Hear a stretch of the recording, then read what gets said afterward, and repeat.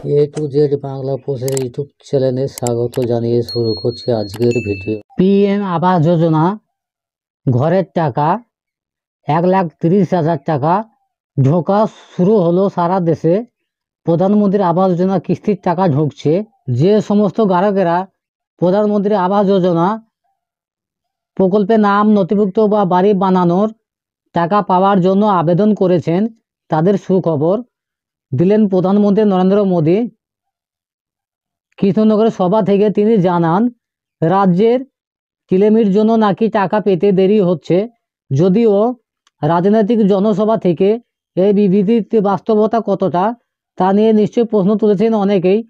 তবে যারা আবেদন করেছেন তারা কবে টাকা পাবেন সেই সংক্রান্ত আপডেট এসেছে।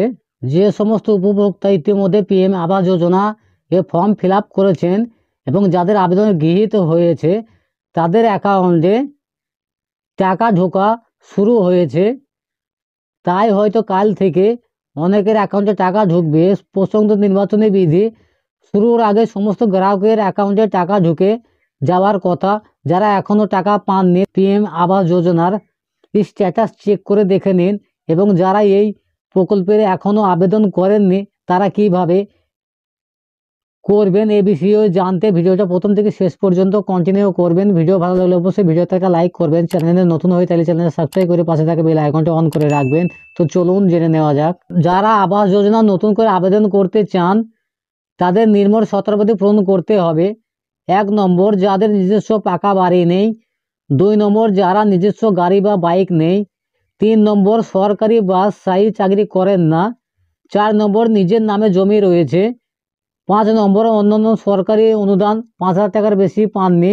প্রধানমন্ত্রী আবাস যোজনা প্রকল্পের মাধ্যমে সমগত অঞ্চলের গ্রাহকদের 3 কিস্তিতে মোট 1,20,000 টাকা দেওয়া হয়, যার মধ্যে 60,000 টাকা প্রথম কিস্তিতে দেওয়া হয়।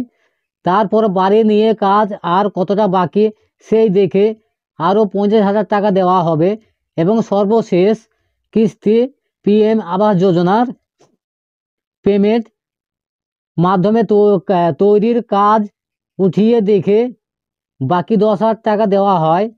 এদিকে পাহাড়ি অঞ্চলের গ্রাহকদের 1,30,000 টাকা দেওয়া হয়। পিএম আবাস যোজনার যে ডকুমেন্টসগুলো দরকার: 1 নম্বর, 2 কপি পাসপোর্ট সাইজের ফটো। 2 নম্বর, আধার কার্ড। 3 নম্বর, ভোটার কার্ড। 4 নম্বর, রেশন কার্ড। 5 নম্বর, ব্যাঙ্ক অ্যাকাউন্ট পাসবুক। নিজস্ব বা পরিবারের জব কার্ড। তো এইগুলো থাকলে আপনারা পিএম আবাস যোজনা ঘরের জন্য আবেদন করতে পারবেন। তো আমি আপনাদের এই ভিডিওর মাধ্যমে জানালাম। ভিডিও যদি আপনাদের ভালো লাগে অবশ্যই ভিডিওতে একটা লাইক করবেন। চ্যানেলে নতুন হয়ে তাহলে চ্যানেলটা সাবস্ক্রাইব করে পাশে থাকা বেল আইকনটা অন করে রাখবেন। তো ভিডিওটা আজকের মতো এখানেই শেষ করছি। ধন্যবাদ।